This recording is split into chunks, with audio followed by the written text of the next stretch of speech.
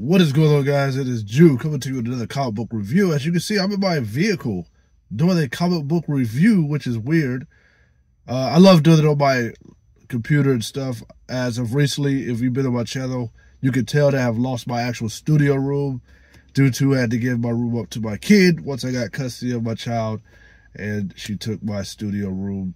So now most of my equipment is in the bedroom. So you see me trying to put a green screen and lighting's all off. I don't want my bed and stuff in the background. So I'm just trying different things. I'm not going to do the car that often, but I've just decided to just do it today in the car of my comic book review, which is weird to do in the vehicle. Anyways, I got another one from Rippaverse Comics. Rippaverse, if you're familiar with Rippaverse, Rippaverse is made by Eric July, which is Rippa. Young Rippa. He has a YouTube channel. He's a musician slash artist, comic book artist now. He's a writer. He also has done podcasting, all kinds of different stuff. I've been following him probably since 2019 or something like that. Somewhere around the time I got to this house, I remember watching him. He was just doing a bunch of comic book videos and stuff like that, with some talking points and stuff. But anyways, I've read pretty much all of his books so far from the Rippaverse. Now, he wrote Isom 1, Isom 2, but he has brought in other writers to write the other books, such as Alpha Core. He had like Chuck Dixon.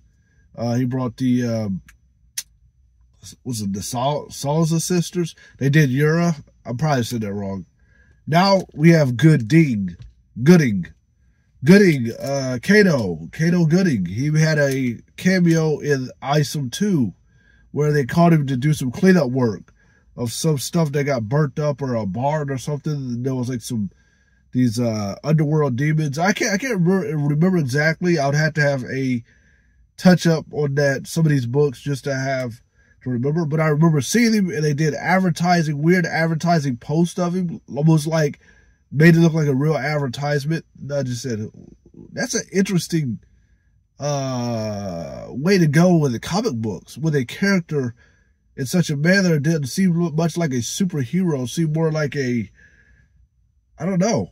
But we'll find out, because, you know, I read this as soon as I got to the house, and I don't think it's nothing to brag about, but I don't think it's nothing to be disappointed about. Like, I'll say that some parts seem a bit rushed, but I think I understand why they're rushed. Specifically at the beginning of the book, it was a lot of short parts of time period, but I think they had to put it in so we can focus on the beginning origin. It's like an origin of Kato before he becomes what he will be. And it was so it had flashbacks when he was in middle school, high school, and then college. So it had a timeline of different things going on why this guy is smart, why he does what he does, how he became who he became. And really they loved his smartness, and some of the teachers got him involved in certain programs. Then at some point, once he graduated, he did have a high school female friend, and he ended up marrying her sometime maybe after college. But in college, he got recruited to do certain programs in school by certain people, and it turned out he got himself involved in a weird contract that caused conflict. And in those words, he was being used. So he was a creator. He was like I want to say like kind of like an engineer or a techie. I can't say exactly, but he got himself caught up in something, and basically they told him, like, look, anything you design, we own. It's part of the contract. I'd rather if you do it here or if you do it in your own time, we own it. That's a crazy contract. Now you'll think, and I think it was like a 4-year contract. As smart as this guy is, I think he would have probably read the full contract. I don't know if somewhere he missed something. But, so it never gets to when he becomes exactly, but he does got him making his suits, he started getting involved, started realizing what was going on. So he had to start becoming this guy, Goodyng, the polymath. Now, I would have to say, it is a good book, because I think comic books don't go this direction. And by the way, there was no cameos by any other character from the Rippaverse in this. Far as superheroes, far as Yura, Alpha Core, Isom, Bloodruth, they were not in this. I didn't see them. Maybe it slipped past me. I didn't see them. Maybe they had them in the background on the television screen. I don't know. I didn't see them. So that's a good thing too. I think it is always good to try not to involve every character and everything. So I did appreciate that, because the Isom had Alpha Core Yura in it. Isom 2 had Bloodruth and Goodyng. Nothing wrong with that. Nothing wrong with that. Nothing wrong with preparing us for other characters. But I think I do appreciate this book a lot, because it's not about power, superheroes. It's not about it's something about that makes it. I mean, he's probably eventually like some type of superhero, but he's not necessarily an Accept.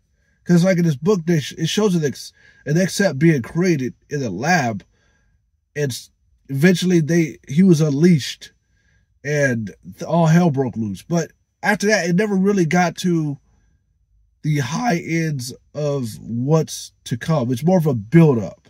So I do not know when the next Goodyng volume issue will come out. So it ended without it fully being there yet. That's what made it like, whoa, wait a minute, when's the next one come out? Because that's I don't want to wait a year for him to become, if that makes sense. So that part I'll say, let's see, we'll see. Because this actually came sooner than I thought. This book came right after Yura. So that was a good thing. And so then they're already promoting Horseman. So Horseman is coming soon. So Rippaverse is actually in full effect right now. So shout out to Eric July and the whole Rippaverse team. You guys are working pretty hard. And I've never seen someone do it from the start and just continue to do it the way he's doing it. I've seen people do stuff, have Kickstarters.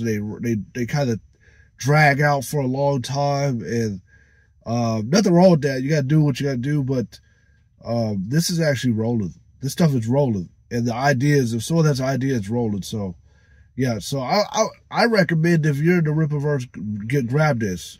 You got to keep, in order to stay within a new, something coming up and something new, you got to stay with it. This is one way to do it. It's understand each role with each character. And I think this book is, overall, if I was to give it a 1 out of 10, I would give it, the read, some of the stuff, I'll say the overall read, we'll give it I'll take some of the points off of the read. Art is there, the character is there, but I think it's missing a great ending, maybe. So I'll give it like a 7. And it's a good 7. Don't get it wrong. Like, so everybody wants an 8, 9, 10. I'm just thinking, just from someone that reads comic books, I'm just thinking it's just missing a few things. And that's I think there's a little bit of rush parts in the beginning of the origin. I think if you're going to go origin, I think you got to go full all in. But I get they had to fill it in. And at the end, it just never got to, it doesn't have to get to everything. But, well, I mean, we'll see. We'll see when it's the next one. That's what we'll see. But yeah, Goodyng. Kato. See you in the next one.